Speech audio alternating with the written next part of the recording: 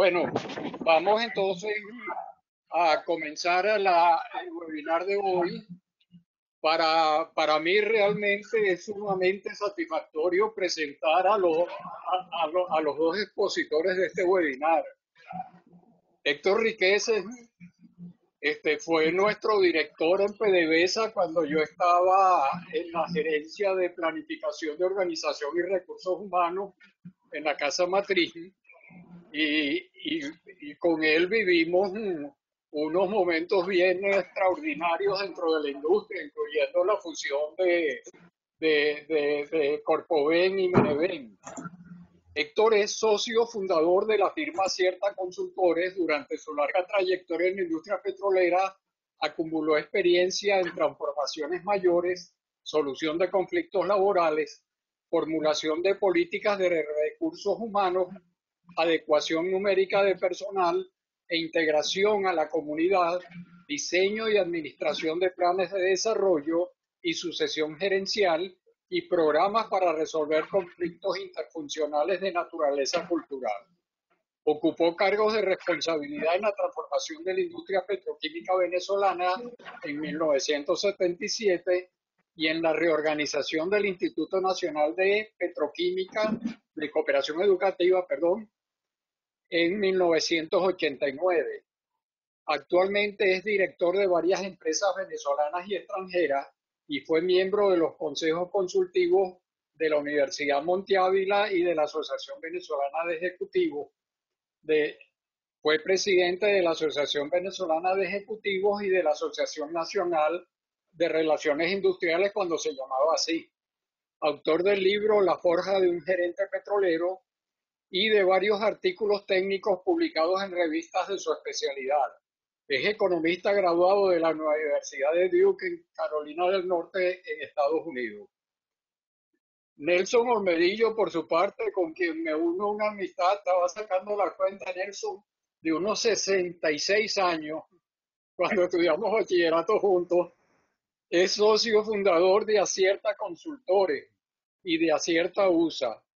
Se desempeñó durante 36 años en la industria petrolera con responsabilidades a niveles directivos y gerenciales en las áreas de recursos humanos, operaciones, planificación, transformaciones radicales, gerencia de cambio, asuntos públicos y gerencia de la diversidad cultural. Es docente en la UCAP por más de 25 años en la especialidad de recursos humanos. Se viene desempeñando como consultor gerencial y mantiene una línea de investigación con Reflexión 21, un grupo de investigadores en organización y gestión del talento en clave de futuro.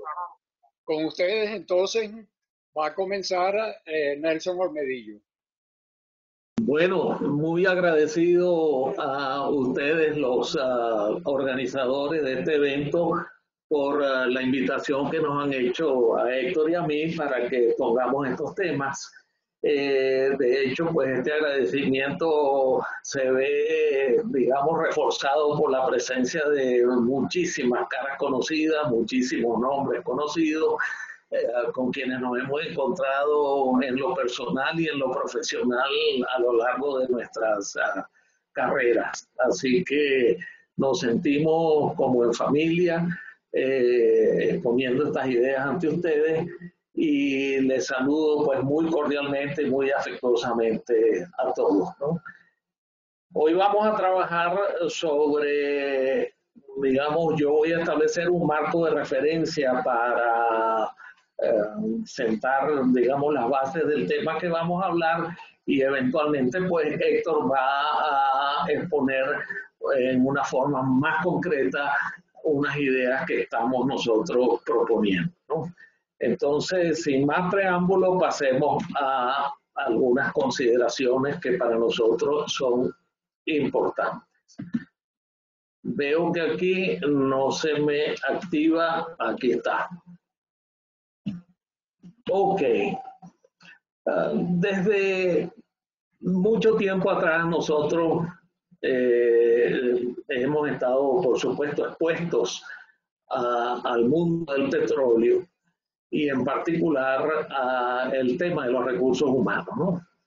En estos días escuché una conferencia de un connotado profesor que hablaba de que en las empresas, en el mundo de las empresas, casi siempre se enfocan las cosas desde el qué hacemos, cómo lo hacemos y por qué lo hacemos, ¿no? Y él propone que el análisis sea al revés, que hablemos de por qué hacemos las cosas. Y de hecho eso es lo que nos motiva a nosotros, ¿no? ¿Por qué lo hacemos? Bueno, nosotros echamos los dientes en la industria petrolera y no estoy hablando solo de Héctor y yo. Eh, en el grupo de la audiencia hay gente mucho más calificada que yo en estos temas y que han participado y tienen opiniones muy válidas al respecto, ¿no? Pero lo que nos motiva es eso, el que hemos vivido en este mundo de petróleo y a pesar de que no estamos dentro de PDVSA desde hace más de 20 años, todavía olemos a gasolina, como nos dice alguna gente, ¿no? Entonces, vamos a hablar desde esa perspectiva, ¿no? Gente que hemos estado allí, que hemos también focalizado nuestro interés en el sector de la gente, por un lado, y además hemos tenido a lo largo de estas últimas 2 décadas una exposición en el mundo de la consultoría y de la investigación. Yo creo que debemos ver esto que vamos a hablar nosotros como un aporte más, ¿no? Porque de hecho reconozco, y en particular el ejemplo lo tenemos muy cercano, Eduardo Betancourt hizo una exposición muy amplia en relación a los temas de organización y recursos humanos en una nueva industria petrolera nacional, de tal manera de que partimos de allí, de que damos por válido todos esos aportes, damos por bienvenido cualquier observación o sugerencia que se haga y reconocemos que hay varios laboratorios de pensamiento trabajando estas ideas, ¿no? Ideas dentro de las cuales el ingrediente vital es la gente, ¿no? Como dice la frase allá abajo, una máquina puede hacer maravillas, pero sin una gente extraordinaria que maneje esos instrumentos tecnológicos, pues vamos a estar muy mal parados. ¿Qué vamos a cubrir hoy, no? Hoy vamos a hablar de varias cosas después de esta motivación introductoria. Creo que es importante que todos estemos en la misma página. Estos son temas que todos ustedes los conocen, los manejan y los dominan, pero solo para que estemos en la misma sintonía, ¿no? Creo que todos andamos todavía en la búsqueda de un norte claro en cuanto al quehacer de la industria petrolera, tener un propósito estratégico bien enunciado, bien concebido y que sea un consenso nacional, y dentro de cuyo propósito se considere claramente que no es lo mismo organización que la variable humana, ¿no? Y es hacia la variable humana hacia la cual nosotros vamos a estar orientando nuestros comentarios de hoy. Hay un quehacer inmediato y futuro. Y creo que debemos abordar ambas cosas en un tándem simultáneo, ¿no? Y vamos a cubrir un poco cuál es la misión que habrá que cumplir en caso que se diera un cambio de dirección en la industria petrolera, ¿no? Héctor va a penetrar seriamente en una fórmula para cómo abordar esa tarea en materia humana, ¿no? Y vamos a trabajar, por supuesto, no tenemos un escenario muy firme, simulando algunos escenarios, ¿no? Para eventualmente caer en una propuesta en materia de gestión humana y ver qué recursos, con qué contamos, con quién contamos para hacer este tipo de cosas. Bueno, sin más preámbulo, también creo que conviene señalar qué temas no estaremos cubriendo hoy y que son importantísimos, pero no los estamos tocando nosotros. Primero, el tema político legislativo. Acabamos justamente de ver un breve ejemplo de cómo como la parte política, pues es parte muy importante de todos estos temas del futuro de la industria petrolera. Eso no lo estamos tocando. Tampoco estamos tocando un tema que no es solo propio de la cultura interna de una industria petrolera, sino que tenemos un paraguas, que nos cubre desde el punto de vista de la necesidad de revisar muy bien la médula o el pilar moral sobre el cual se sustenta la ciudadanía, la sociedad venezolana, ¿no? Eso no lo estamos tocando en el día de hoy. Y tampoco estamos tocando algo sobre lo cual sí hemos hecho otras exposiciones, por otro lado, que tienen que ver con los procesos medulares de recursos humanos. Es decir, ante una nueva realidad, ¿cómo se va a manejar? ¿Cómo vamos a tratar la gestión del talento? ¿No? Y eso desde que el hombre ingresa a la organización hasta que egresa, pasando por su capacitación, su compensación, su bienestar, etcétera, etcétera, etcétera, ¿no? Entonces, eso no lo estamos cubriendo hoy porque es tema de otro costal, como dice. Tampoco, por supuesto, aquí en este ciclo de webinars ha intervenido mucha gente tratando temas gruesos, profundos, amplios, muy importantes, y los conferenciantes pues no solo han tocado sus temas técnicos, operacionales, etcétera, sino también temas relativos a la parte del manejo de la gente, ¿no? Por supuesto, dentro de los temas que no cubriremos hay miles de temas, así que es nada más para acotar nuestra presentación. Ahorita estaba viendo a Jorge Cantoff y estaba recordando que en algunas de nuestras experiencias de navegar en Puerto La Cruz, nos encontrábamos en situaciones donde una buena tempestad nos hacía equivocar el rumbo en cualquier momento, ¿no? Y por eso la gente del mar habla de que nunca le sopla buen viento a quien no conoce el rumbo, porque uno puede estar totalmente a ciegas y sigue navegando, pero va a ciegas, no sabe hacia dónde va, ¿no? Entonces, es muy importante cuando tratemos estos temas de un quehacer futuro, tener un norte estratégico, ¿no? Que también se concrete en un propósito que nos permita conocer ese rumbo, ¿no? Pero la realidad es que no estaremos bajo condiciones ideales de diseño en cuanto a poder hacer un manual del operador lo más detallado posible. Ante esa realidad, nosotros tenemos que trabajar simultáneamente en dos tiempos, ¿no?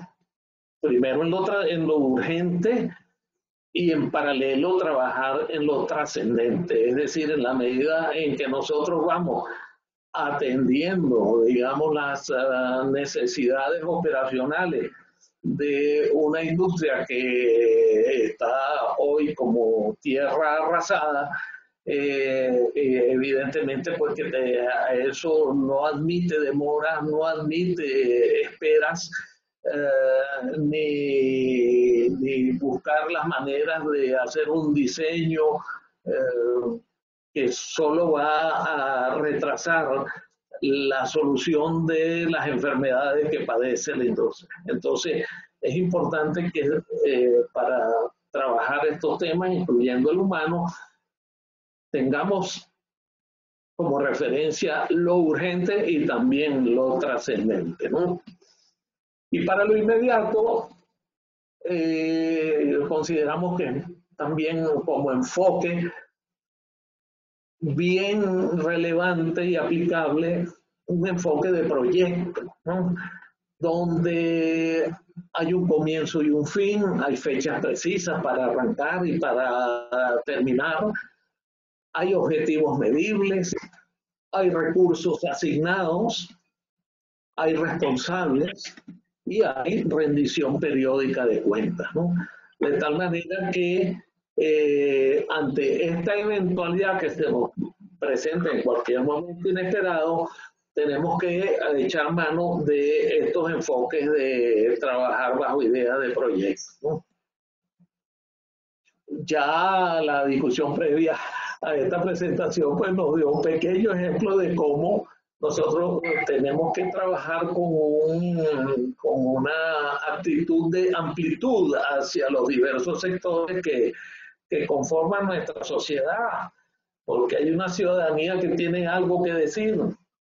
Así que yo diría que esta nueva industria petrolera venezolana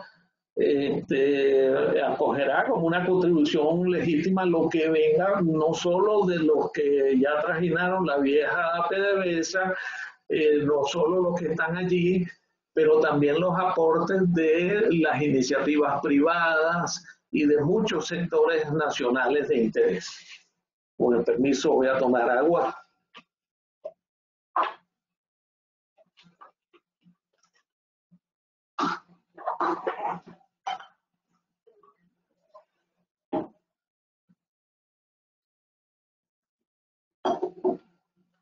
Muy bien, me perdonan la interrupción. Entonces yo creo que también en el trabajo que estamos presentando hoy, tenemos como premisa esa, ¿no? De que nosotros estamos ampliamente abiertos a escuchar otros aportes y sabemos que de hecho pues hay muchas personas trabajando el tema de la variable humana en lo que pudiera ser el futuro de la industria. Ok, si hoy viernes nos sorprendiera la noticia de que va a haber un cambio en la conducción de la industria petrolera, ¿cuál es el quehacer inmediato para nosotros, ¿no? Y digo nosotros, todos los que están escuchando esta presentación tienen algo que decir, que aportar, ¿no? Pero en concreto, ¿con quién contamos? ¿Dónde estamos parados en materia de gente? La industria petrolera hoy tiene más de 100.000 personas, ¿no? Y no todos son, digamos, no todos son actores de relevancia en la destrucción de la industria. Hay mucha gente que tiene competencias y que puede tener la capacidad de ayudar a una nueva gestión. Entonces no solamente se cuenta con ellos, se cuenta también con una serie de jóvenes que se han venido formando en otras disciplinas, no solo las petroleras. Se cuenta con, como vamos a ver con más detalle, pues con un inventario de personas ya curtidas en la industria petrolera que están no solo disponibles, sino dispuestos a meter el hombro en una eventual necesidad, ¿no? Y así como que ese con quien contamos, debemos acompañarlo con un plan muy concreto para la fase de toma de control, el abordaje que suele llamarse en el mundo de las organizaciones cuando hay fusiones de empresas o adquisiciones de empresas o lo que llaman hostile takeovers, que son prácticamente unos cambios de mando de hecho, donde no necesariamente pues, la nueva dirección es bienvenida por todos, ¿no? Entonces debemos acudir a experiencias conocidas, ¿no? Hay manuales relativos a la gestión del cambio en las organizaciones en cuanto a la variable humana, ¿no? Y entonces debemos acudir a eso como fuente de información y tener cuidado en los dos sentidos que ya hablábamos, cuidado en el diseño y cuidado en la ejecución, porque como veremos más adelante los detalles pueden ser determinantes en los resultados, ¿no? Entonces hay un puente necesario que hay que establecer y sobre todo si no se sabe hacia dónde vamos en concreto, sino una manera difusa. Tenemos un norte que sabemos que va hacia allá, no hacia atrás o hacia acá, pero no lo tenemos claramente definido. Utilizar la figura de un puente, de una transición. Y en este proceso del quehacer inmediato, y vistas otras experiencias exitosas en el mundo de las organizaciones, la variable de comunicar es determinante para el éxito. Hay que hacer partícipes de todos los sectores de interés, los públicos de interés, de qué es lo que se planifica, qué es lo que se está ejecutando, en qué es lo que se cree, cómo vamos logrando superar diversas etapas, diversos obstáculos. Así que no nos cansamos de recomendar la parte comunicacional. Porque, como dice el refranero popular, el diablo de la ejecución de estas cosas está en los detallitos pequeños, ¿no? Y si no se comunica, la gente empieza a funcionar la cultura del pasillo o del rumor. En concreto, nosotros tenemos una propuesta que se basa en la convicción de que hay una sinergia entre la experiencia y la juventud que resulta en logros potenciados y multiplicados así se trabajaran por separado. O sea, estamos firmemente convencidos de que una combinación entre gente con experiencia y gente joven nos puede llevar a resultados efectivos, más cercanos, más contundentes, más prácticos, ¿no? Mucha gente se ha hecho la pregunta, bueno, ¿para qué acudir a gente que ya está salida de la industria desde hace más de 20 años? Y que seguramente no tienen idea de cuáles son las características actuales, ¿no? Y la verdad es que cuando uno se da cuenta de que, y ha sido nuestra experiencia práctica, de que en nuestra cajita de herramientas hemos podido ofrecer soluciones de consultoría a empresas distintas pues a la propia industria petrolera. Ese aporte que da la experiencia combinado con la juventud, porque la juventud de hoy, y lo puedo constatar por la generación de mis nietos, he leído por allí que un joven de 20 años tiene más información en su cabeza que un señor de 80 como yo. Y la verdad es que cuando yo interactúo con esa generación me doy cuenta que eso es verdad. Lo que pasa es que el conocimiento es, por un lado, información, pero por el otro lado, experiencia, ¿no? Entonces, estamos acudiendo pues a esa fórmula como propuesta para el futuro de la industria. Tendría que ser utilizando un método de convenios temporales, porque tampoco es que los veteranos son muchachos de 50 todavía. Ya el promedio de los veteranos que sabemos que están dispuestos y disponibles es bastante mayor, ¿no? Y no podemos concentrarnos solamente en una base de datos interna que tengamos nosotros. Hay fuentes de mano de obra como LinkedIn, como un grupo que se llaman ex-PDVSA, y otros más, así como pues lo que va saliendo de las academias, ¿no? Entonces, ninguno de los fuentes de mano de obra debe ser descartado. Y también hoy en día la potencia que nos da la comunicación permite saber que podemos contar con gente que no está físicamente en un determinado sitio, pero que puede aportar con su talento y su participación a distancia. El enfoque nuestro en cuanto a la propuesta que se hace es que hay que trabajar consensuando, tratando de sumar, tratando de conciliar y persuadir, más que de confrontar, ¿no? Y finalmente predicar con el ejemplo, ¿no?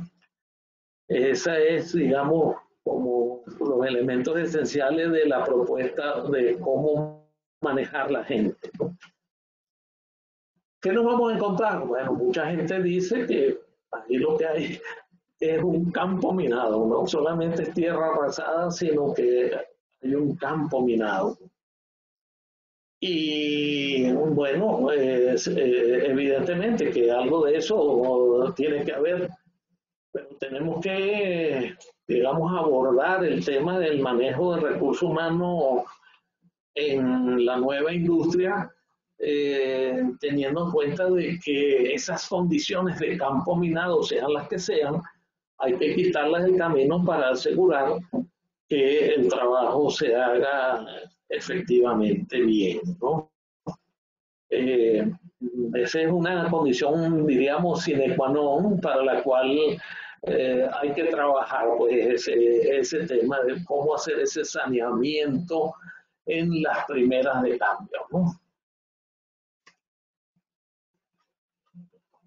Para la parte que corresponde digamos, esta puesta en escena, yo diría en resumen que lo que nos interesa, apasiona es la gente, y a eso vamos a concretar cualquier aportación que se haga hoy, ¿no? Que damos por bienvenidas todas las participaciones y observaciones que se quieran hacer a lo que vamos a exponer. Y como esto impacta a la nación como un todo, más que bienvenidas también las participaciones de otros órganos de la nación. Sabemos que no tenemos unas condiciones ideales de diseño, pero hay que trabajar en lo inmediato, lo urgente, en paralelo con lo demás, y aplicamos nosotros para esta metodología conceptos tales como la necesidad de hacer un periodo puente, trabajar un poco en control de daño, enfoque de proyectos y la sinergia entre juventud y experiencia, que es muy importante, ¿no?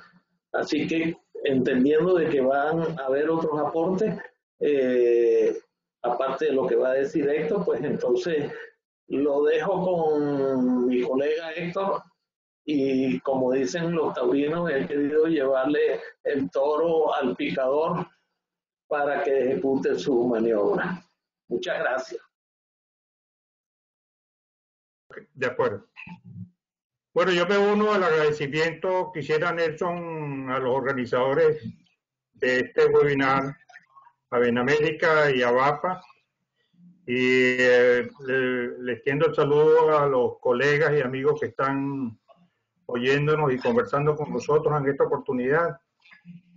Y comienzo diciendo que, teniendo como marco el entorno que nos dibujó Nelson, que está caracterizado por la incertidumbre, la complejidad y la ausencia de información verídica sobre el estado de las instalaciones y los recursos disponibles, que en verdad nos ofrece un entorno repleto de factores negativos, pero sí queda claro que es bien importante y urgente definir el rumbo, tener planificadas las acciones y la transición hacia una nueva IPN, una nueva industria petrolera nacional. En otras palabras, tenemos que estar listos ya para recibir el testigo en cualquier momento. Como dice la lámina, independientemente de la estructura que eventualmente adopte el sector de los hidrocarburos, sobre lo cual hay múltiples opiniones, al producirse el cambio político en Venezuela y una vez decretada la situación de emergencia y la inmediata reconstrucción del sector, Se debe iniciar un proceso de transición con el traspaso de activos y pasivos, materiales e inmateriales, recursos existentes o por materializarse. Próxima, Nelson.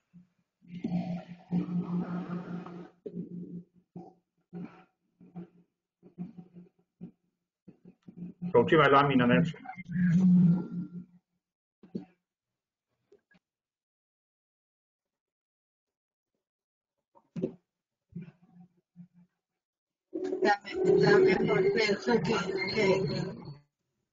A ver la segunda lámina.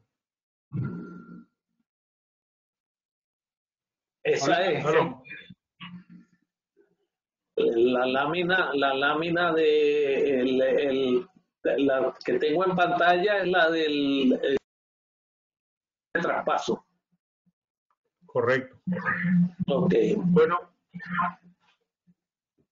nosotros somos conscientes de que no se trata de un simple proceso de traspaso, o sea, no es nada más poner de una mano a otra a valor de inventario, sino de un proceso de valorización de activos.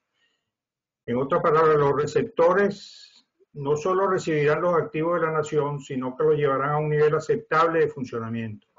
O sea, cuando hablamos de la transición, no solamente estamos pensando en el traspaso de los activos como a valor de inventario, sino como una entrega y un mejoramiento de esos activos para ponerlo en funcionamiento y poder agregar valor en ese proceso. Para hacer esto, nosotros nos estamos basando, como mencionaba Nelson muy rápidamente, en la experiencia venezolana en grandes proyectos de cambio. Yo quisiera recordar algunos de ellos, porque de ellos derivamos mucha experiencia y conocimiento. Algunos que recordamos ahorita, aparte de la estatización de la industria petrolera en el 75, se produjeron otros grandes proyectos de cambio que enumeramos a continuación. La toma de control de la electricidad de Caracas por la transnacional AES en el año 2000. Este fue muy interesante porque se trataba de una empresa internacional que tenía un concepto muy distinto a la organización tradicional de tipo piramidal, sino que más bien su costumbre y su cultura era organizarse por proyectos, y implantó ese cambio en la electricidad de Caracas. La otra interesante experiencia fue las negociaciones de la firma inglesa Billiton para adquirir las empresas de aluminio. Esta era la empresa más grande minera del mundo, como era la Billiton, proponiendo la adquisición de todas las empresas de aluminio que para ese tiempo eran de propiedad del Estado. La recolocación de 1.000 empleados de la refinería de Caripito en el Plan 4 de Sidor. Esto fue una experiencia interesante de lo que ahora y posteriormente se llamó outplacement, pero fue la necesidad de terminar el personal que trabajaba en la refinería de Caripito, y la misma empresa empleadora Criole hizo el esfuerzo de colocar a ese personal que había sido desplazado en el Plan 4 de Sidor, donde fue muy útil para su realización. Otra importante fue la intervención del Instituto Venezolano de Seguros Sociales en el 80, y esto dejó una experiencia interesante de cómo se puede intervenir una institución que estaba siendo controlada totalmente por los gremios. Otra fue la revisión del Instituto Nacional de Puertos, donde había una corrupción generalizada y era necesario pues hacer un saneamiento casi general. La conversión de 20 índices estatales en sociedades anónimas también en el año 90 fue una experiencia interesante de cómo lograr que un instituto del Estado que presta un servicio a la ciudadanía puede estar regida por la ley del trabajo, sus empleados pueden estar regidos por la ley del trabajo y ser más eficientes en ese sentido. Y uno muy interesante porque muy parecido, guardando la distancia y las escalas, fue la conversión del IBP en PECTIVEN en el año 77. Esto fue interesante porque el IBP por 20 años estuvo dando pérdidas, Y cuando se instaló en el IBP, en Pequibén, una nueva cultura organizacional donde el modelo de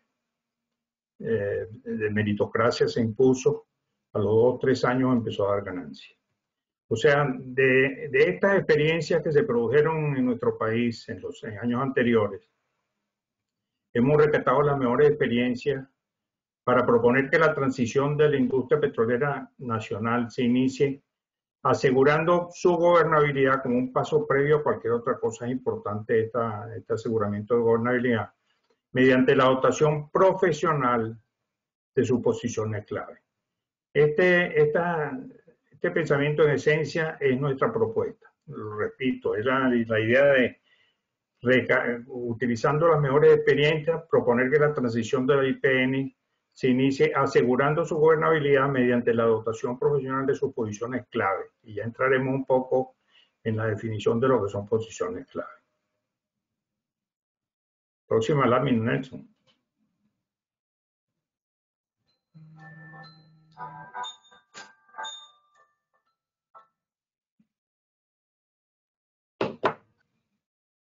Ahí está, Héctor, la próxima. Ok. Como ya mencionaba Nelson en forma muy sucinta,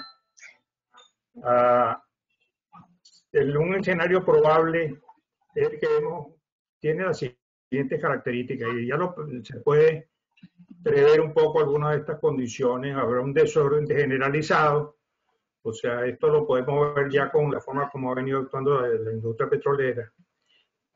Un ambiente caótico. Con esto queremos decir que hay un ambiente en que ordenadamente es caótico, o sea, es una planificación hacia el caos. Y verdaderamente si vemos lo que es la misión de la petrolera Rojita, vemos que el personal y su organización está respondiendo a esta situación caótica. Un ambiente hostil porque no vamos a ser bienvenidos los que querramos implantar una nueva empresa, una nueva institución en PDVSA, no va a ser bienvenida, o sea que habrá un ambiente hostil. Sindicalismo politizado o fanatizado, una actitud obstaculizante, un silencio malintencionado. Esta fue una experiencia que tuvimos en varias de las intervenciones en los ejemplos que di anteriormente.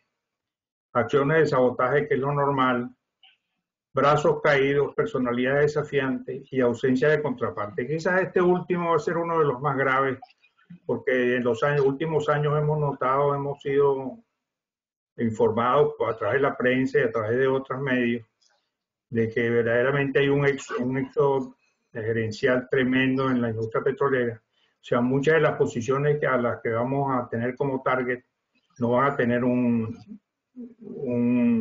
titular. Este es un escenario probable bien fuerte y bien negativo para las personas que llegarán en la transición.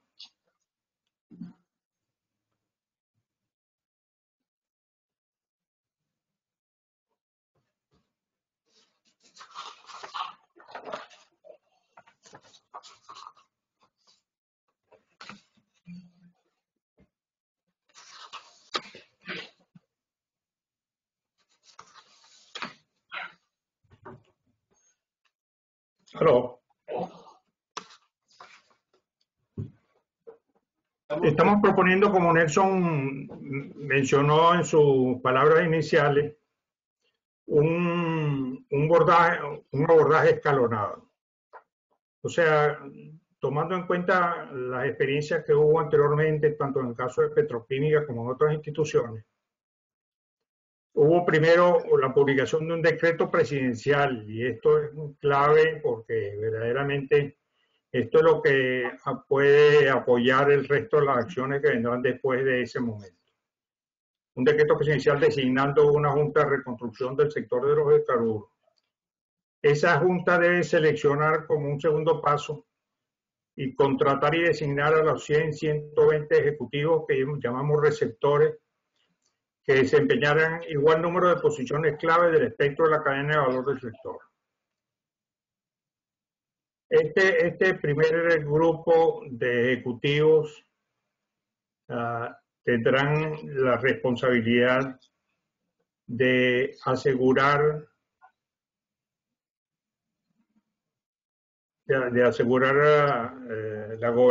un nivel aceptable de gobernabilidad y luego confirmar los diagnósticos que ya se han adelantado.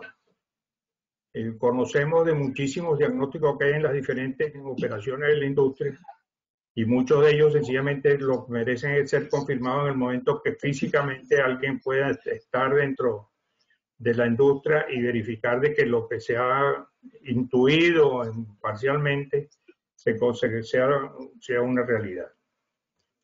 Esos receptores, en todo un total de 100, 120 que hemos estimado, posteriormente constituirán nuevos equipos técnicos con personal que forma ya parte de la nómina, donde estamos seguros de que hay gente valiosa y gente con experiencia que puede tener la actitud positiva de mejorar la industria, más el personal contratado temporalmente para disponer la ejecución de los proyectos orientados a reactivar y estabilizar la producción. En otras palabras, el escalonamiento primero es el grupo directivo. Ese grupo directivo, una vez que ha visto el campo y la situación donde se encuentra la industria, podrá identificar, designar y contratar a unos 100, 120 ejecutivos con experiencia, cuyas características me voy a referir un poco más adelante.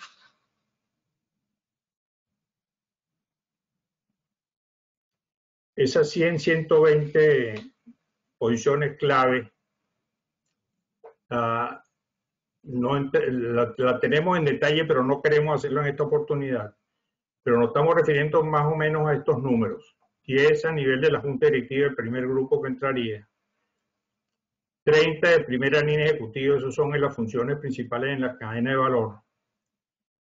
10 en filiales en Venezuela, 10 en filiales en el exterior, 10 posiciones clave de CIRGO y 50 en las empresas mixtas, 47 empresas mixtas que figuran dentro de la organización actual de Petróleo de Venezuela. O sea, estamos hablando de 120 ejecutivos como primer grupo de gente que llegaría para la transición. Esas personas deben tener un perfil que hemos considerado que es muy exigente por la misma situación en que se encuentra la industria. Primero tendrían que tener una comprobada experiencia de alto nivel en el sector. No pueden ser gente sencillamente con un título académico, sino gente que ha tenido la experiencia en quizás los más altos niveles de la industria nacional petrolera. Con firmes valores morales, la situación así lo exige por todas las situaciones de corrupción que existen y precisamente los que van a encargarse de esta primera toma de control deben tener firmes valores morales. Comprobado criterio empresarial, impecable trayectoria profesional, conducta ética dentro y fuera del sector, una excelente salud física y mental. Este es un punto bien crítico porque, como ya lo mencionó Nelson, estamos hablando de un grupo de gente con experiencia a nivel alto, lo cual significa simultáneamente que son personas que han llegado ya casi al final de su carrera profesional y que por ende tienen una edad avanzada, y es importante de que estén en plena situación de salud física y mental para poder acometer la difícil labor de la transición. Demostrable actitud positiva y sobre todo disposición a involucrarse en la solución de difíciles problemas. Estos problemas no son solamente problemas internos que ellos van a conseguir dentro de la industria, sino que de la parte de afuera van a conseguir todo tipo de ataques a través de los medios de publicidad, etcétera, etcétera. O sea, el perfil de estos 100, 120 ejecutivos que iniciarían la transición es bien exigente.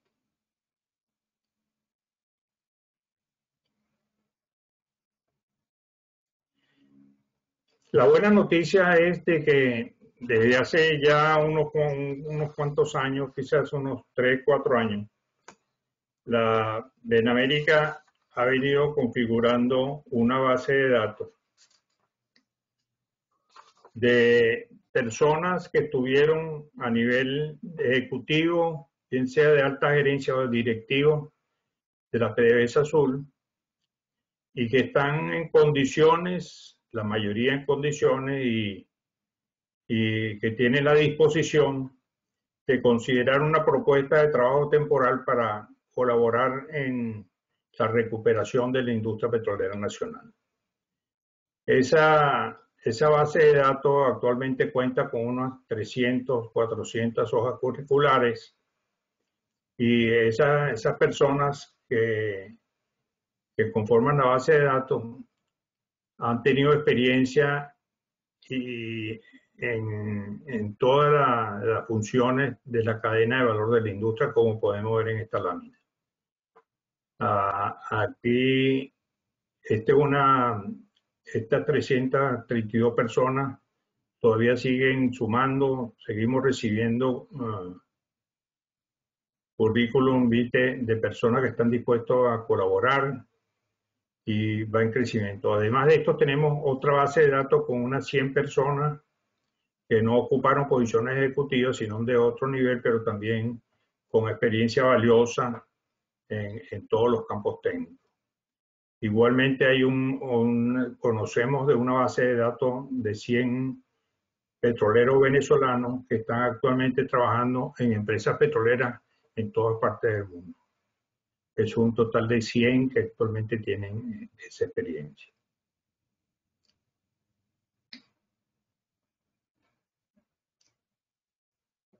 Un poco más el detalle de este perfil de los 100, de los 300 personas que tenemos en la base de datos.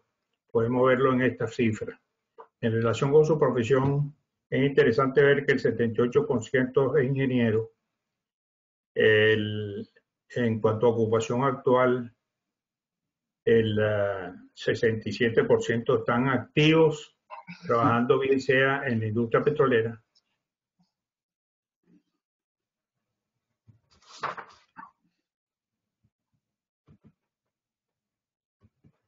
¿Están viendo la lámina?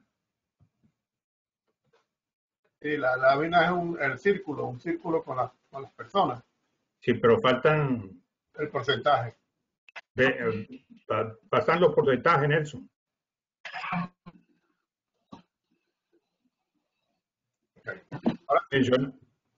Mencionaba un poco algunos datos del perfil de la base de datos de Benamérica. El 78% son ingenieros, como podemos ver en este breakdown. Lo otro, Nelson. En relación con su actual ocupación, interesante ver que el 67% están activos, trabajando bien sea en la industria petrolera, en diferentes partes del mundo, o en otro tipo de trabajo, principalmente en consultoría. En relación a su actual residencia, prácticamente el 40% se encuentra en Venezuela y el resto 70% en diferentes partes del mundo. La verdad es que están dispersos en casi todos los países. Y un dato importante es el de la edad, donde la mediana de este grupo es 60 años de edad. Es decir, el 50% de los 400 que están en la base de datos tienen más de 60 años y el 50% tienen menos de 60 años. Próxima, Nelson.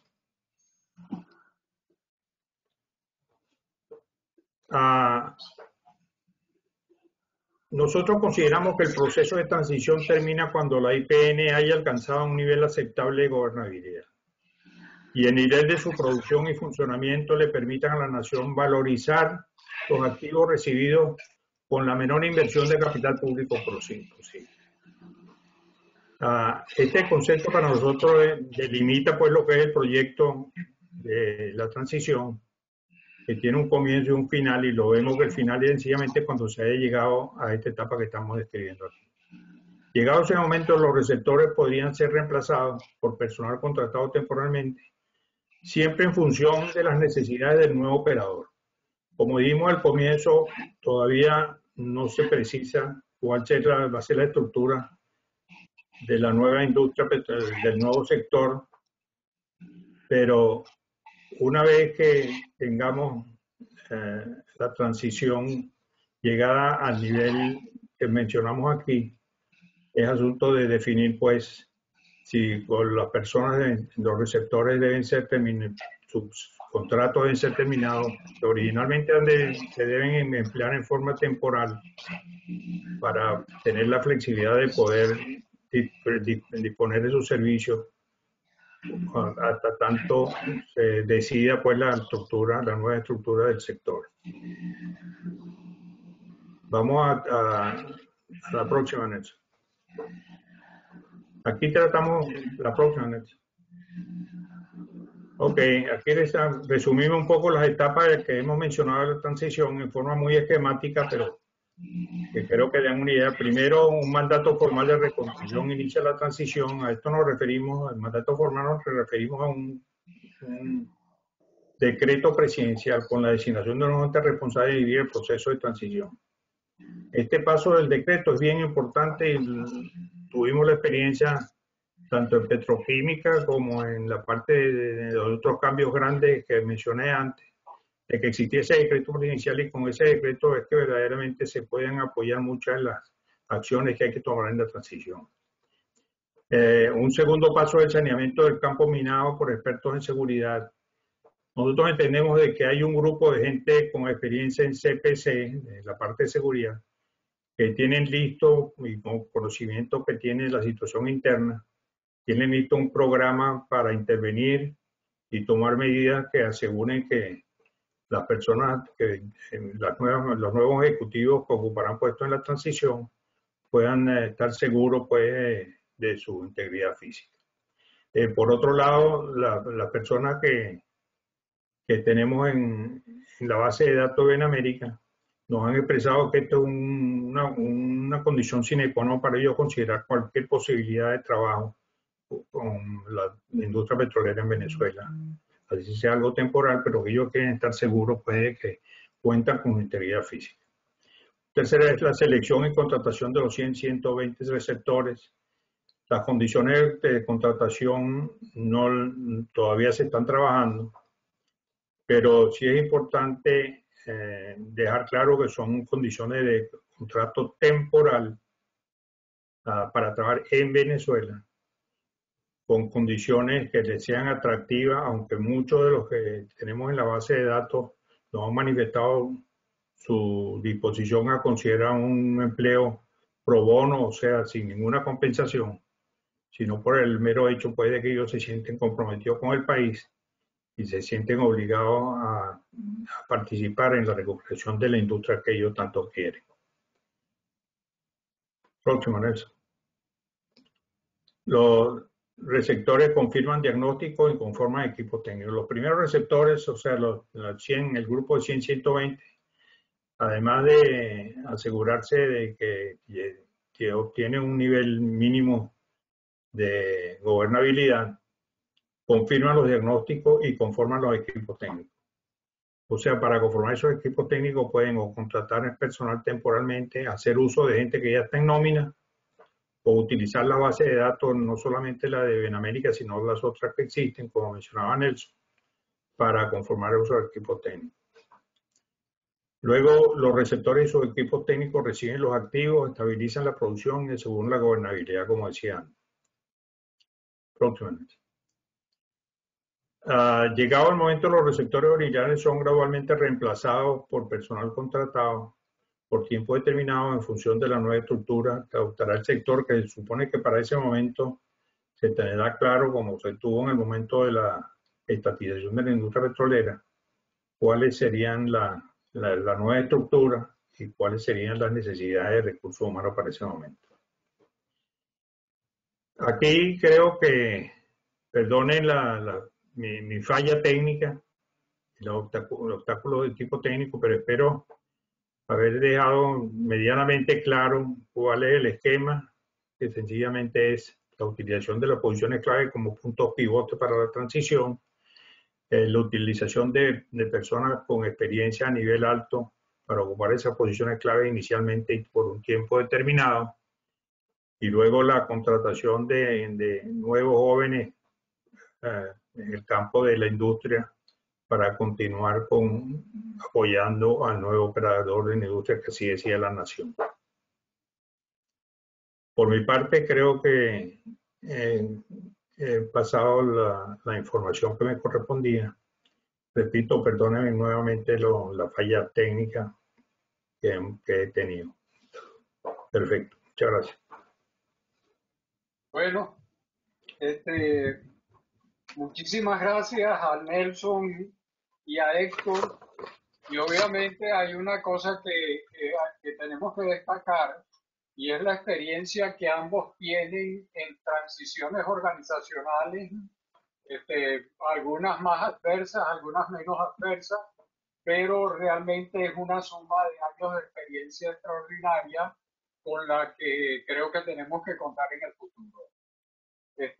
Está abierto las preguntas y el derecho de palabra. Solamente hay una pregunta en el chat y es para Nelson y dice: ¿tu propuesta incluye una estrategia o alianza con las universidades e institutos técnicos para la formación de talento para la industria?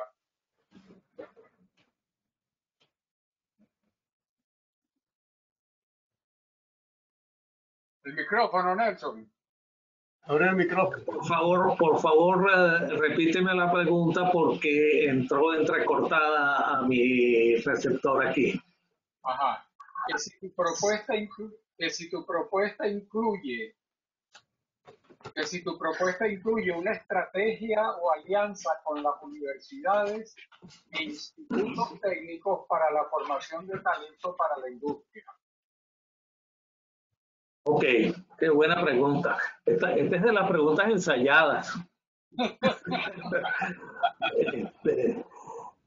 Sí, efectivamente. Mira, cuando uno aborda un proyecto de esta magnitud, que como hemos dicho, es un proyecto nacional, no es una cosa que se le ocurrió aquí solamente a un gabinete a la sombra de la vieja industria petrolera.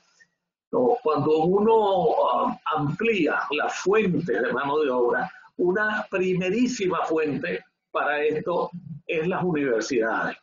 Sabemos, evidentemente, pues, que ha habido una disminución evidente de calidad en el producto universitario, pero hoy en día, más que nunca, vamos a necesitar gente no solamente de diversas academias universitarias, sino gente de diversas especialidades, inclusive no petroleras.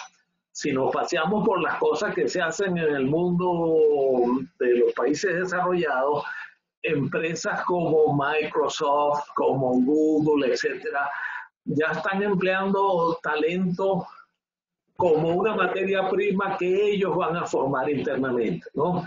De tal manera que sí, yo creo que es imprescindible contar con el sector universitario para que sea la fuente de mano de obra que ingresa a conformar esa nueva industria. Aquí hay otra pregunta que es: ¿quién será el ente contratante de los primeros receptores?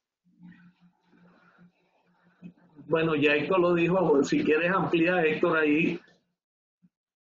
Sí, definitivamente la fuente tiene que ser la que existe, que es PDVSA. Visualizamos que hay un decreto primero ordenando la transición, y que la empresa que está ahí y la dueña de todos los activos y también de los pasivos es PDVSA. O sea que al comienzo tendrá que ser PDVSA la contratante de los nuevos, de las personas que van a colaborar en la transición. Mira, Hay otra pregunta, es si existe coordinación entre el plan de Benamérica y lo establecido en el plan técnico, en el plan táctico de emergencia hecho por gente del petróleo y una petróleo. Ok, justamente en razón de esos aportes que se han venido cocinando en diferentes foros, es que se ha venido consolidando, digamos, una manera de hacer las cosas. Como decimos nosotros, y ambos estamos de acuerdo en esto es como un ingrediente adicional para ese mismo sancocho, ¿no? Pero es un ingrediente que tiene la característica de que configura una base de datos de gente que ha dicho, aquí estoy yo, estoy disponible y estoy dispuesto, ¿no? Porque una de las grandes incógnitas es si estas personas mayores que ya dejaron la industria hace tiempo estarían con ambas condiciones, en disposición y en disponibilidad de aportar, ¿no? Entonces, esto es digamos, un ingrediente adicional para que esos planes los tomen en cuenta. Ok, a ver, ¿cuál sería la estructura temporal de PDVSA bajo el esquema propuesto? Similar a la que existía a finales de los 90. Repite la pregunta, Eduardo, que llegó cortada. Sí. ¿Cuál sería la estructura temporal de PDVSA bajo el esquema propuesto? Similar a la que existía en los finales de los 90. Fíjate, eso es algo por lo cual nos hemos paseado y sencillamente tiene que haber mucha flexibilidad desde un comienzo porque hay la incertidumbre de lo que vamos a conseguir en PDVSA. O sea, no hablaríamos de una estructura como tal, pero los primeros 120 ejecutivos que lleguen, en alguna forma se articularán poco a poco, pero sin formar una estructura como tal, sino más bien con proyectos para cada una de las funciones de la cadena de valor. Y poco a poco ir estructurando equipos de trabajo y de proyectos, pero solamente con una estructura muy general para asuntos de jerarquización y autorizaciones, etcétera, pero no una estructura de arranque. Yo agregaría una referencia que me vino hace un par de semanas hablando con unos compañeros petroleros. Uno de ellos decía, voy a leer aquí, decía, la PDVSA que conocimos y trajinamos hace 20 o 30 años ya no está allí, pero sí están sus hierros, su planta física, su infraestructura. Es tierra arrasada, así que hay que resembrar, reinventar. Yo creo que esa es una expresión clara de que aquí no podemos estar viendo por el retrovisor a cada rato. Tenemos algo por delante y sabemos que en ausencia de un plan concreto, etcétera, hay que trabajar con task forces, con grupos de proyectos, equipos especializados, equipos multidisciplinarios. O sea, eso habla de que no va a haber una estructura muy sólida, muy estable, sino una estructura que va a hacer lo que sea necesario. Así sucedió en el año 77 en Petroquímica, cuando llegamos con Renato Raneta, éramos 50 personas y no fuimos una estructura específica, sino fuimos verdaderamente a ver entre todos lo que había en Petroquímica para poder hacer un diagnóstico y empezar a hacer la corrección. Pero no se constituyó una estructura específica de los venidos de petróleo de Venezuela. Hay otra pregunta, si ustedes visualizan la posibilidad de emprender un proyecto parecido al que se ejecutó a través de CEPET-100 a finales de los 80 para capacitar a profesionales universitarios de otras especialidades en áreas de interés para la industria. Yo tengo algo que decir en relación a esto porque estoy participando en un grupo que se llama Reflexión 21 y nos hemos dividido líneas de investigación, no estamos, digamos, concentrados en lo que es industria petrolera, sino en el mundo de las organizaciones, en el mundo del trabajo, ¿no? Y se habla, una de las líneas de investigación es cómo va a ser el aprendizaje en el futuro, ¿no? Y verdaderamente un órgano de capacitación, no sabemos cuál, si sea, llámese como se llame, CIET o cualquier otro, tiene que tomar en cuenta de que hoy en día el mundo de la educación y el aprendizaje está cambiando totalmente. Antes se enseñaba por memorización, hoy se enseña por curiosidad. Antes el que tenía a mano una enciclopedia británica era un privilegiado. Hoy en día tenemos 1000 enciclopedias en internet. O sea, tenemos que entender de que el mundo es otro totalmente distinto. Y si bien esas referencias del pasado son buenas porque dieron su fruto, hay que pensar en que el proceso de capacitación de la gente va a ser muy distinto a lo que conocemos. Okay. ¿Cuál es la estrategia de venta de esta propuesta al mundo político? ¿Quién será el que tiene la decisión final? ¿Quién será el que tiene la decisión final? Pero una afirmación.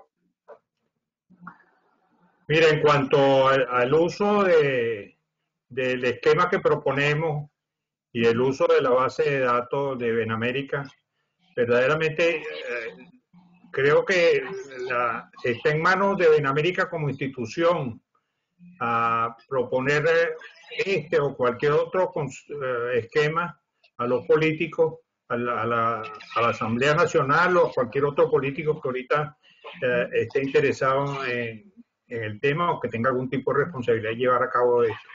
Pero yo diría que es más institucional que otra cosa, ¿no? De Benamérica y VAPA. Okay. Llegado el llamado día de qué estructura u organización asumirá la continuidad de las operaciones. Bueno, eso es poco menos que un SWAT team, ¿no? Es un equipo de abordaje, un equipo que está configurado por múltiples disciplinas, pero lo que sí hay que entender, digamos, el denominador común es que este equipo tiene que estar, tiene que tener una legítima autoridad por un lado, no solamente autoridad para ejecutar cosas, sino autoridad intelectual. Eso es importantísimo. Y después de que esta gente tiene la responsabilidad de ir identificando sobre la marcha quiénes son las personas que pueden aportar, de tal manera de que es una estructura de abordaje, porque no se sabe qué no se va a encontrar ahí. ¿Qué peso le otorgan a los, ¿qué peso le otorgan ustedes a los factores que han hecho declinar a la industria petrolera? 2 puntos. 1, falta de inversión. 2, problema de gerencia. 3, fallas operacionales. 4, corrupción.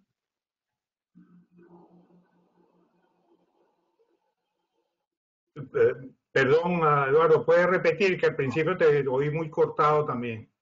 ¿Qué peso le otorgan ustedes a los factores que han hecho declinar a la industria petrolera? 1, falta de inversión. 2, problema de gerencia. 3, fallas operacionales. 4, corrupción. Yo personalmente creo en un problema que verdaderamente de arranque tuvo la meritocracia. Para mí la meritocracia es un modelo muy delicado. En la industria petrolera se dio la situación, en mi opinión, se dio la situación que algunas personas que por la vía de la meritocracia no podían ascender a donde ellos aspiraban, buscaron del lado fuera, del lado político, intervención para que eso se hiciera a través de presiones políticas. Y cualquier, como saben, el modelo meritocrático es tan vulnerable que cualquier designación que se haga que no verdaderamente no responde a mérito y que todo el personal vea que se han hecho designaciones que no responden al mérito, verdaderamente debilita todo el esquema. Yo creo que hubo un debilitamiento del sistema meritocrático en la PDVSA, ya en la PDVSA de los últimos años, donde empezaba a haber una injerencia de tipo político para poner gente en posiciones que verdaderamente por méritos quizás no le correspondían, le podían corresponder más adelante, pero no en ese momento. O sea, eso fue un torpedo por debajo de la línea de flotación que se le hizo a la meritocracia. Creo que ahí empezó, eso empezó un poco la debacle a que se refiere la pregunta. Ok. Aquí hay otra pregunta que dice, levantar la industria gradualmente a los niveles del 2002 requiere la ejecución de muchísimos proyectos de infraestructura, la cual es una de las áreas que requieren de recursos especializados y con mucha experiencia en ejecución de los mismos. ¿Dónde se ubica esta área de proyectos durante la primera fase y si en los receptores iniciales habrá representantes de esa área? Mira, yo creo que hay que dejar claro de que lo que nosotros hemos presentado es un proyecto específico de transición. Es recibir los activos y los pasivos. En alguna forma, a los activos ponerlos a funcionar a algún nivel. Y los pasivos, controlarlos y precisarlos y legitimarlos. Pero eso es solamente para darle tiempo a lo que sería la estructura definitiva de la nueva industria, que puede ser, la tendencia es a poner que las operaciones estén en manos del sector privado nacional o internacional y empresas internacionales. O sea, verdaderamente lo que estamos nosotros propiciando es que no se reciban los activos como chatarra, porque el chatarrero sencillamente pesa el metal, mientras que el ingeniero pone esa chatarra a funcionar. Yo creo que la nación se merece que se recupere mayor valor de la industria posible. Y por eso no es solamente un hierro muerto, sino un hierro funcionando, tiene un valor muchísimo mayor que lo que tenemos en la actualidad. Nuestro proyecto o lo que hemos propuesto, es la transición, pero no nos hemos metido en lo que sería la estructura del nuevo sector de hidrocarburos. ¿Se ha realizado algún ensayo de esta situación de transición referente a recursos humanos? No, el ensayo que yo conozca, no, evidentemente que hay propuestas y hay sugerencias en cuanto a cómo se deben abordar los diversos temas de recursos humanos, ¿no?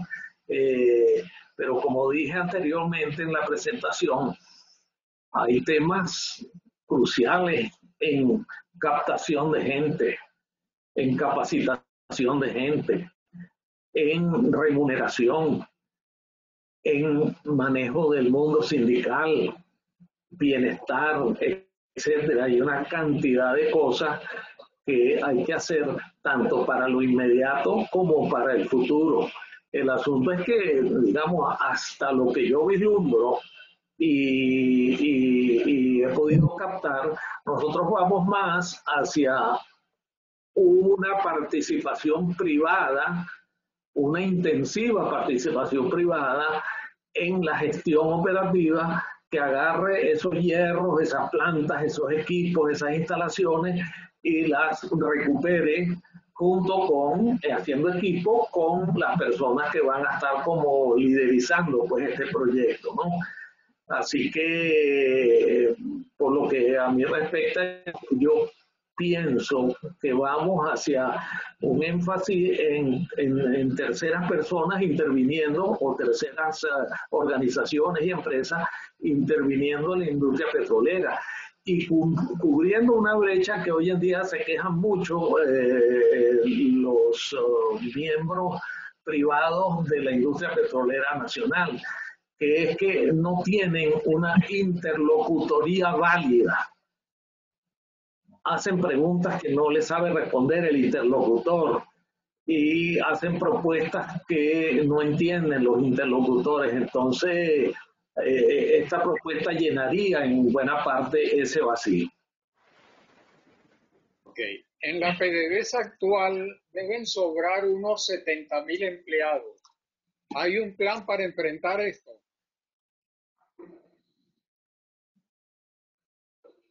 Bueno, mira, nuevamente queríamos limitar nuestra webinar de hoy a un proyecto de transición que verdaderamente no contemplamos en el proyecto de hoy, el que presentamos hoy, no contemplamos la disposición del personal sobrante.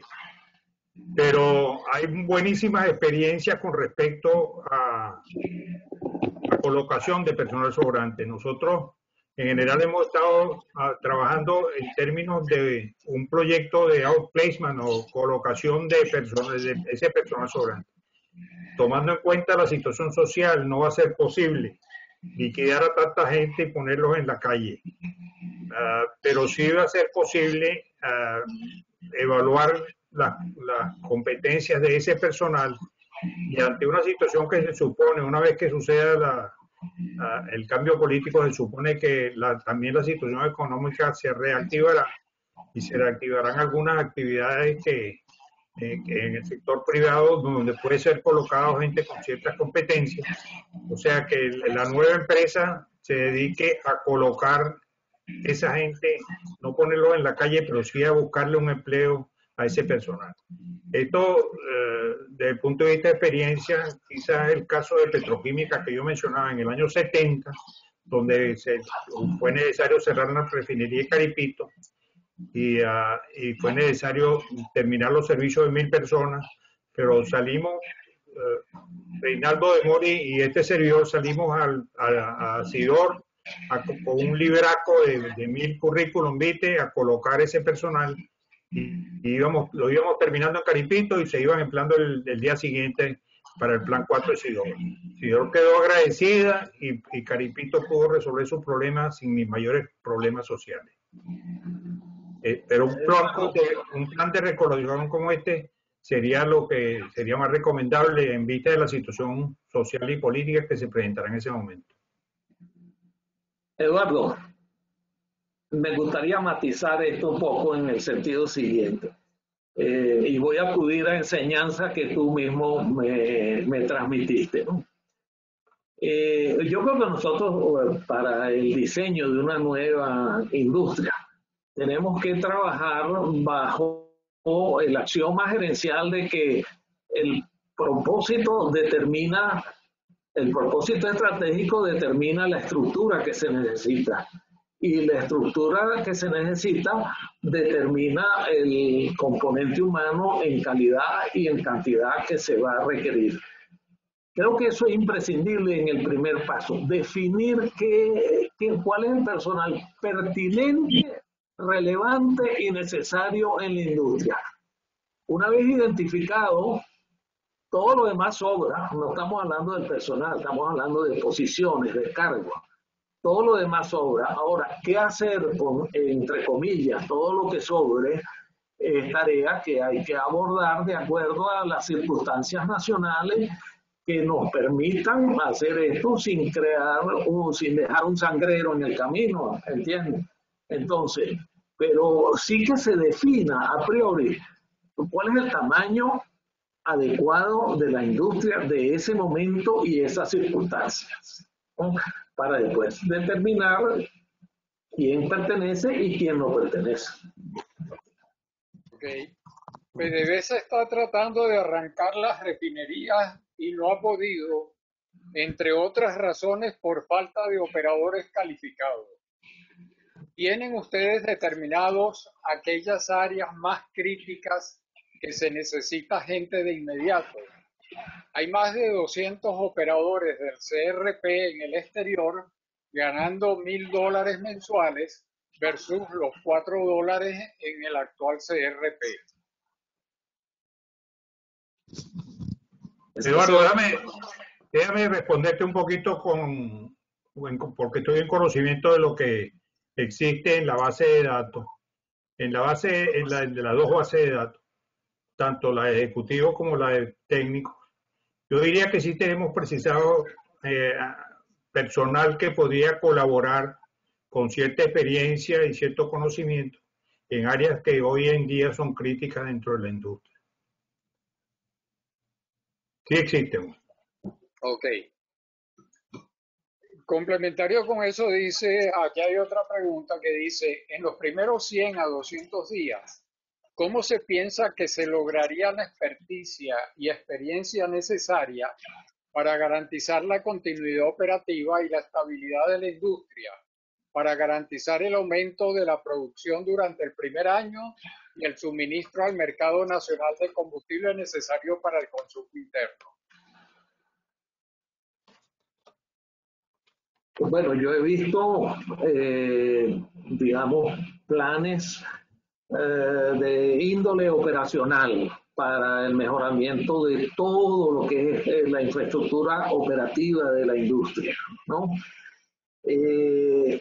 Como hemos dicho nosotros, la premisa para sugerir la incorporación de gente con mucha experiencia se basa en que van a ser los jóvenes los que eventualmente van a tener, llámese 100 días, 120 días, no sé cuánto, los que van a tener las riendas en la mano.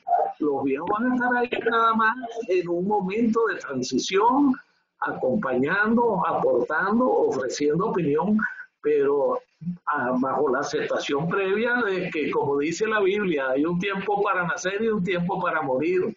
Hay un tiempo para trabajar y un tiempo para descansar. Entonces, estos viejos que van a hacer un esfuerzo, digamos, postrero para aportar su mejor capacidad en esta nueva industria, se les pida que entren, pero que también salgan rápidamente. Van a ser los jóvenes los que van a estar a la vanguardia de eso, ¿no? Y una vez que termine la transición, estos serán quienes estarán asomados en el umbral del futuro, no los viejos. Los viejos ya estarán en su correspondiente chinchorro. Mira, aquí hay una pregunta. Déjame completar esa, Eduardo, por favor. Sí. Yo creo que si trazamos la raya en cuanto, o si se toma en consideración lo que es la tendencia hoy de la gente que ha hecho estudios sobre la futura estructura organizacional del sector y que muchas de las operaciones deben ser pasadas al sector privado.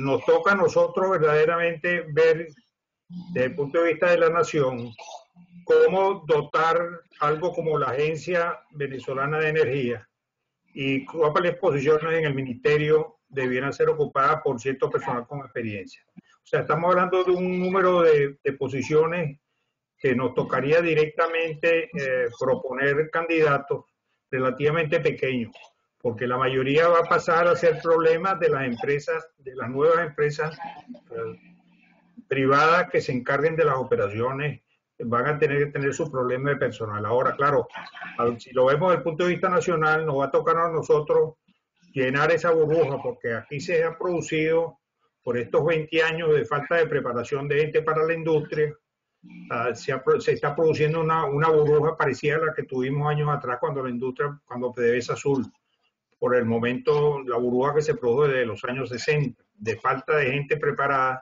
y eso se fue corriendo hasta el nivel gerencial. Aquí está reproduciendo lo mismo, con la diferencia de que ahora los que van a tener que encarar ese problema de llenar esa burbuja son gente del sector, empresas del sector privado que saben bien cómo hacer esto.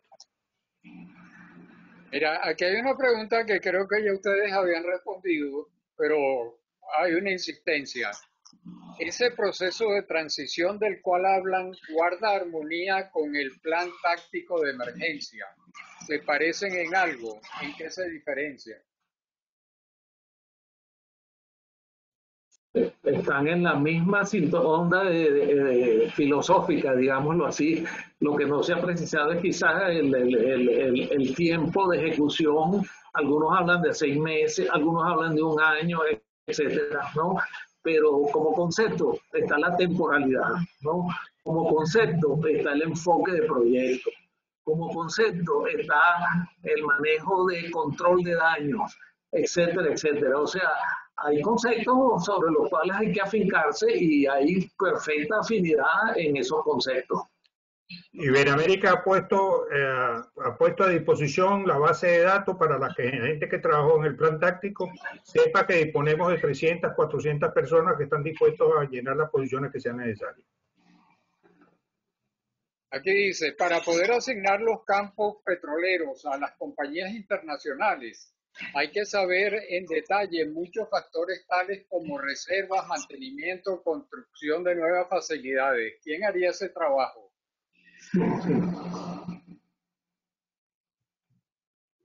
La tecnología. Hoy en día lo que estaba en planos, en cosas físicas, está todo metido en las computadoras y yo creo que va a haber una gran facilidad de acceso a toda esa información. Bueno, aquí hay otra que dice, ya se nota una reorganización sindical en Occidente. Sus banderas son el pago de deudas a los trabajadores y el aumento de sueldos a $300 o más. Esto estaría reventando desde el mismo día de una transición. ¿Cuáles son sus ideas para el manejo de este juego cantado? Mira, yo creo que si visualizamos un cambio político en el país, simultáneamente vamos a tener que visualizar también la posibilidad de un cambio del pacto social que hay que renovar. O sea, la situación de las relaciones entre las empresas, los sindicatos y el gobierno va a tener que ser revisada y va a tener que empezar a estructurarse un nuevo pacto social. Porque definitivamente tanto los sindicatos como las instituciones gremiales tienen que revisar cuál es su punto de vista, cuál es su línea de defensa y ver que para reconstruir la Venezuela que está arrasada va a ser necesario que todos aporten sacrificio, tanto los empresarios como los sindicatos como los trabajadores. Ok, bueno, con esto ya finalizan las preguntas y están en el orden de palabra Roberto Pérez, Jorge Cancó, Ramón Castro, Evanán Romero y Carlos Sánchez. Adelante, Roberto. Les recordamos que son 3 minutos máximo de intervención. Eduardo, Nelson Guerra pidió la palabra en privado. ¿Perdón, quién? Nelson Guerra, después de mí. Ok.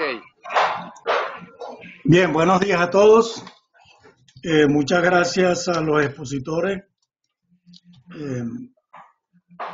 Muy buen contenido en la presentación. Y ahora me presento, Roberto Pérez de Maracaibo. Comencé a trabajar en la industria en el año 68 con Creole en la refinería y en el 70 con Shell en operaciones de producción de Occidente, en la DOP. Hasta el 2002 cuando nos lanzaron con el pitazo. Me atrevo a hacer unas observaciones y otras preguntas. La observación es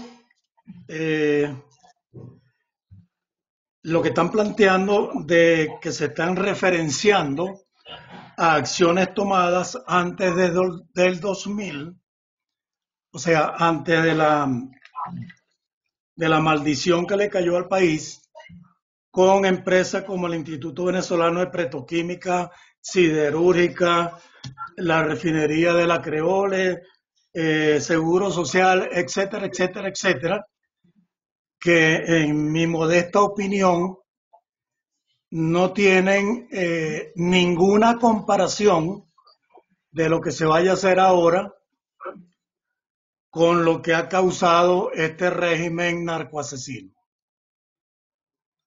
Es una observación para tener cuidado con esa acción. La otra observación es, el país está quebrado, PDVSA no existe, indudablemente y mandatoriamente Todos los campos van a tener que ser entregados a consorcios privados y consorcios o empresas serias, no empresitas privadas de Ciudad Ojeda o del Tigre, etcétera. Aquí tiene que entrar Chevron, ExxonMobil, Shell, British, etcétera, etcétera. Y en el proceso de transición, porque para que estas empresas entren, debe prepararse los contratos. Medio minuto, Roberto.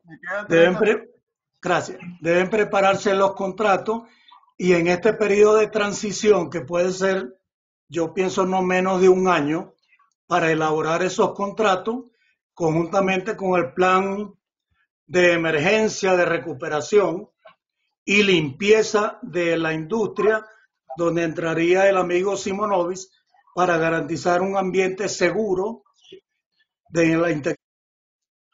Se acabó el tiempo. Disculpa, Roberto. Bueno, tiene la palabra Jorge Cancós.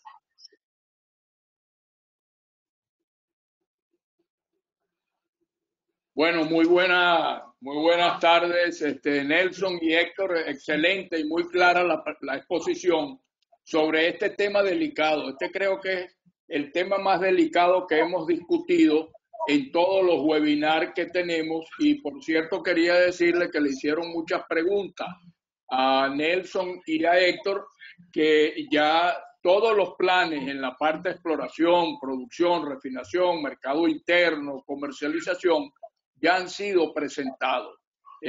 Por supuesto, es como llevarlos a cabo, ¿no? Simplemente una observación en cuanto a los procesos que se llevaron a cabo por personal de la industria que fuimos asignados al gobierno. El caso específico de los puertos y del Seguro Social fueron en el año, los puertos en el 91 y el Seguro Social en el 92. Mi pregunta, y más que pregunta, es una preocupación. Héctor y Nelson, ustedes mencionaban que se van a requerir 100 a 120 ejecutivos para esta etapa de transición, donde ya están debidamente identificados. Mi pregunta concreta es, ¿quiénes van a ser los responsables para que se utilice este personal en la transición de acuerdo a todos los análisis y estudios que se han hecho a través de las encuestas?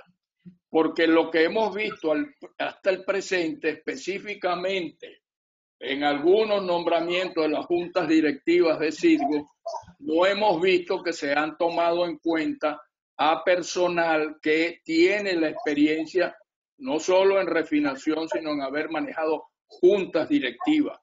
Y de paso, no sé por qué de la directiva salieron gente con experiencia y conocimiento, como fue el caso de Ángel Olmeta y Luis Urdaneta. Quisiera comentar eso, algunos puntos que hace Jorge. ¿Quién seleccionaría los individuos? Como visualizamos, hay primero una designación de una junta de reconstrucción. Piensa en 8 o 10 personas que son los encargados, los responsables de llevar a cabo la transición.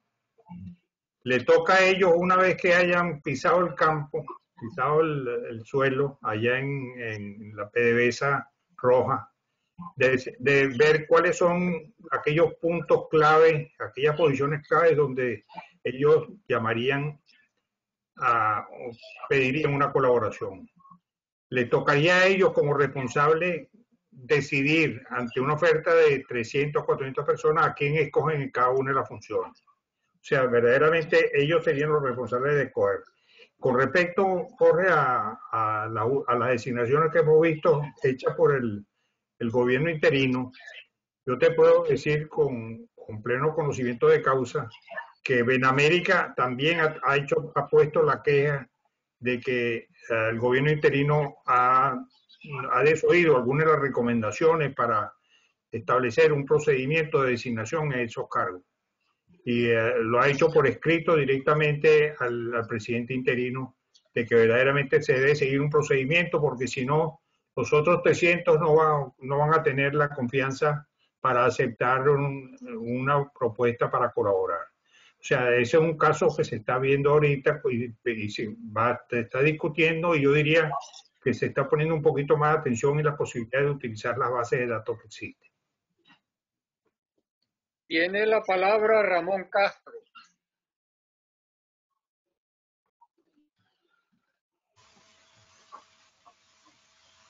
Ya estoy aquí. Bueno, mira, felicitaciones a los opositores, me parece excelente los planteamientos que han hecho y los cuales cuentan pues con todo mi apoyo. Mira, yo siento lo siguiente, ¿no? Yo creo que el esquema que se ha planteado es un esquema lógico y hasta cierto punto tradicional. Cuando ocurra lo que ya empieza a ocurrir, se va a producir un nombramiento de un ministro, y ese ministro tiene que tener un decreto inicial, inclusive se puede tener listo para decretar la reorganización del sector de hidrocarburos o de la industria petrolera, como se quiera. Pero yo también creo que es muy importante los planteamientos que se han hecho, que a veces pasan por un lado, pero son muy claros. Uno de ellos es que ustedes están planteando muy claramente la utilización de los mejores. Y los mejores desde el punto de vista de la autoridad de conocimiento técnico y de la autoridad moral, que son los factores fundamentales hoy en día, tanto lo moral como lo técnico. Y eso hay que darle privilegio y aplauso a la utilización de esos dos conceptos, de la autoridad de la utilización de los mejores, basados en la autoridad moral y en la autoridad del conocimiento.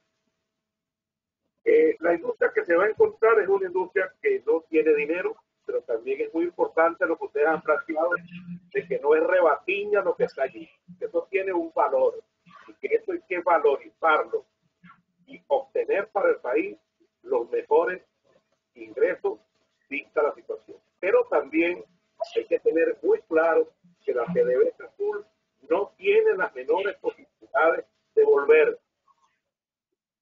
No hay recursos, y de allí lo importante es canalizar todo desde el primer momento hacia la inversión privada.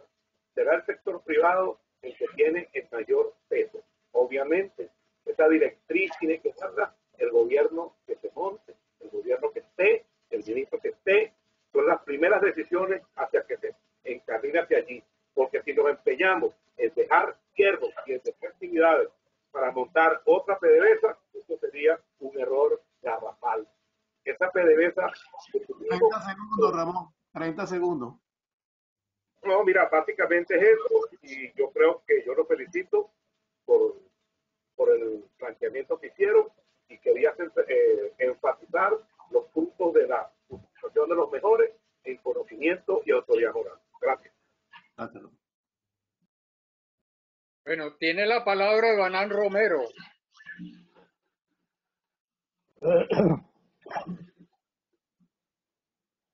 Ya, me oyen, ¿no? Perfecto. Ok, bueno, voy a estar en la misma línea de Ramoncito Castro, no nos pusimos de acuerdo, pero esta excelente exposición de Olmedillo y Riqueses, merece pues que hablemos un poquito más de lo que no está implícito en la presentación. Primero, que allí se supone que el modelo estatista va a continuar. Obvio que ni internacionalmente y menos en Venezuela esto es posible.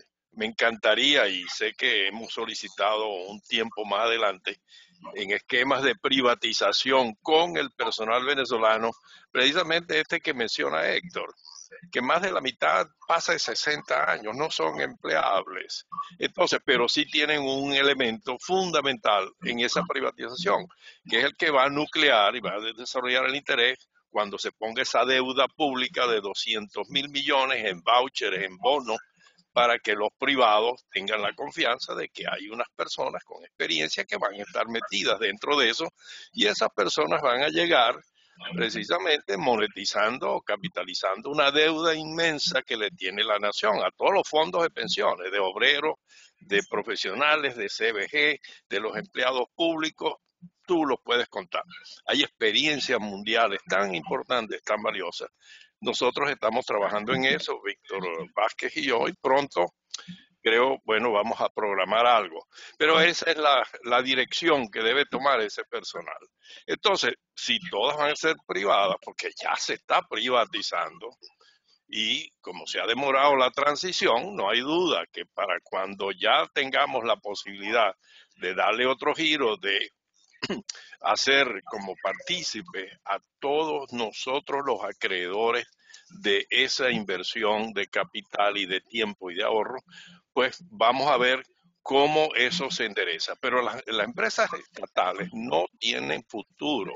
Un seminario reciente, y menos con la transición energética, ya no hay fondos disponibles, ni siquiera para las privadas, menos para las públicas, que en las públicas de cada $4 que genera, 3 la consume ella misma y le aporta 1 a su dueño, la nación.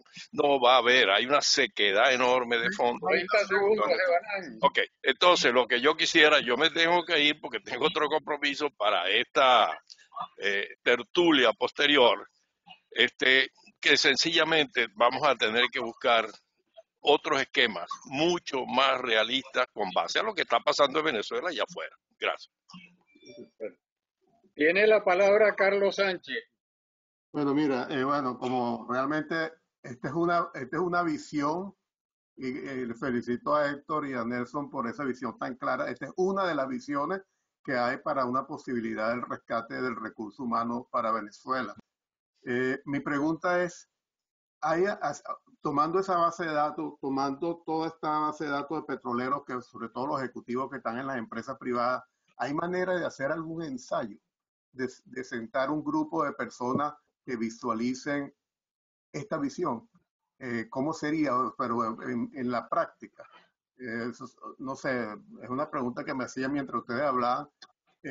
Tenemos la base de datos, tenemos las personas, etcétera, pero ¿habrá alguna manera de poner a un grupo de esos altos directivos y algunos ejecutivos que están en las petroleras internacionales y sentarse a pensar un poco en esta visión, que como yo comparto con Evanán, es una de las visiones? La otra es, bueno, la parte privada, que cada empresa privada tomará su personal y buscará su personal donde mejor lo consiga. Pero yo creo que esta visión hay que tenerla, yo creo que es válida.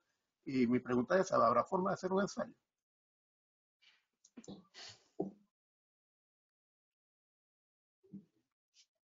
Sobre recursos humanos hablo yo, no sobre la operación, ¿no? Bueno, bajo las circunstancias que vivimos, donde, como dijo Eduardo hace 2 semanas, esto se caracteriza por la volatilidad, la incertidumbre, la ambigüedad y la complejidad. Se impone la idea y la necesidad de hacer ensayos por escenario. Si se presenta A, ¿cómo reaccionamos a A? Si se presenta B, ¿cómo reaccionamos a B? Etcétera, etcétera. Lo que sucede en estos simulacros o estos ensayos es que ante la incertidumbre de cuándo ocurra el milagro, estas cosas suelen tener como un momento pico y de repente un enfriamiento, una caída, ¿no? Entonces, ¿qué sucede? Si hacemos, digamos, preselecciones, si hacemos simulaciones, etcétera, y todo se queda en el aire, en la nada, a veces la gente se cansa de generar expectativas nuevas. Y no sé, no estoy apagando la idea del ensayo, pero sí alertando a que en el campo humano hay un tema de tiempo, cuando las cosas están maduras para hacer y cuando ya han pasado, ¿no? Como ya Héctor y yo hemos planteado, esto puede ser una cosa de un viernes para un lunes, ¿no? Y entiendo en tu pregunta, Carlos, que hay esa incógnita. Ajá, ¿y qué se hace el lunes si no se ha hecho un ensayo? Bueno, queda eso ahí para la reflexión. Lo que sí podemos hacer, Nelson, es ampliar un poco el grupo, la parte de personal, de recursos humanos, para ver si se le puede dar otro formato o una forma adicional a lo que nosotros estamos planteando hoy. Pero yo sí quería dejar claro también ante lo que menciona Evanán. Yo estoy de acuerdo con Evanán y toda la tendencia de que definitivamente esto tiene que pasar al sector privado en la parte operacional. Lo que nosotros proponemos es que antes de llegar a ese punto de pasar todos esos activos al sector privado, debe valorizarse y que la nación obtenga lo que verdaderamente le corresponde y no entregar esto como chatarra. Esa ha sido la gran preocupación nuestra. ¿Y cómo podemos hacer eso? Bueno, con gente en posiciones clave, revisando, viendo por un periodo, evaluando todo el asunto, poniéndolo a funcionar lo que se pueda poner a funcionar sin grandes inversiones de capital y eventualmente en una entidad como la del Estado empezar a pasar todos estos activos a las empresas internacionales o nacionales privadas. Pero estamos de acuerdo de que la tendencia lógica es que la operación pase al sector privado que tiene el capital, tiene la gente y tiene la tecnología. Tiene la palabra Nelson Guerra. Buenos días, felicitaciones a los expositores, excelentes presentaciones del doctor Medillo y Riquese. La pregunta va dirigida básicamente al doctor Héctor Riquese. Y en estos estudios que ustedes han realizado, ¿se ha considerado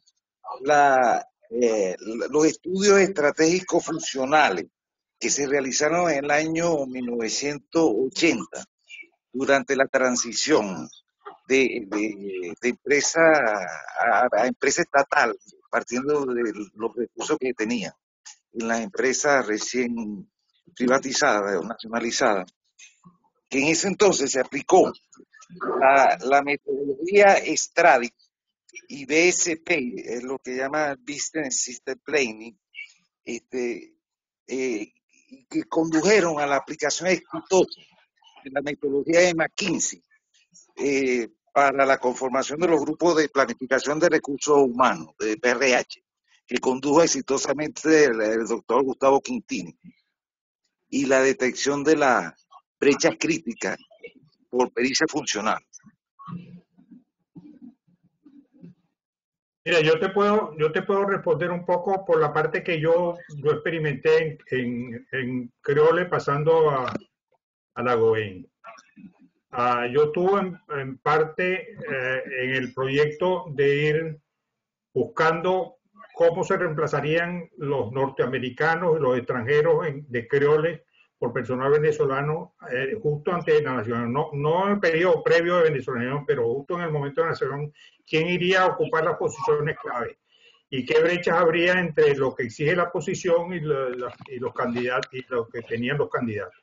Eso sí se siguió perfectamente bien y aquí tendríamos que ver una vez que se acuerda en periodo de transición, de precisar cuáles serían las brechas, cuáles serían las necesidades del periodo de transición, qué posiciones habían ser ocupadas en el periodo de transición y si esos individuos tienen, si esas posiciones tendrían su match en cuanto al perfil de las personas que están en la base de datos.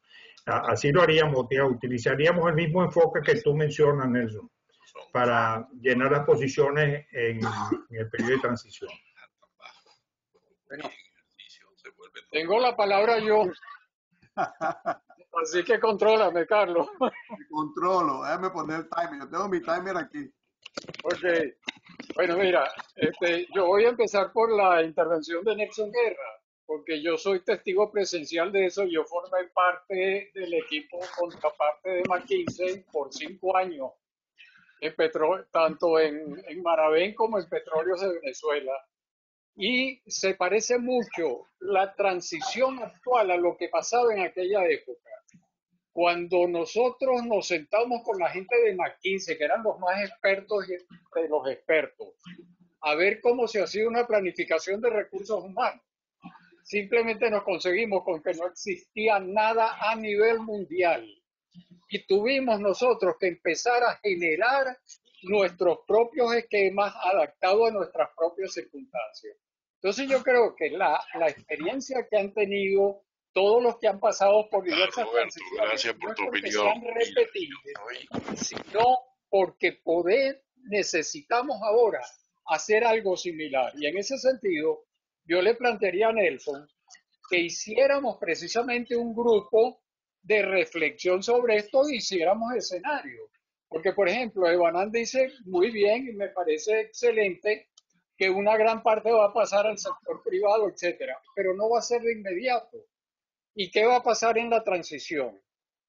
¿Y quién va a manejar todas las cosas en la transición?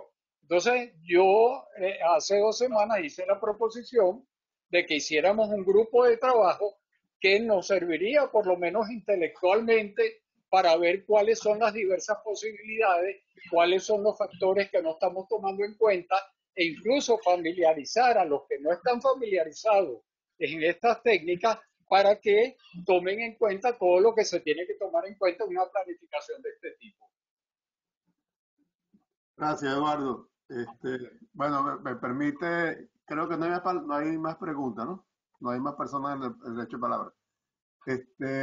Bueno, muchísimas gracias a Héctor y a Nelson por compartir su amplia experiencia en este tema y ver y trabajar sobre y continuar con lo que iniciamos con la presentación de Eduardo hace 2 semanas.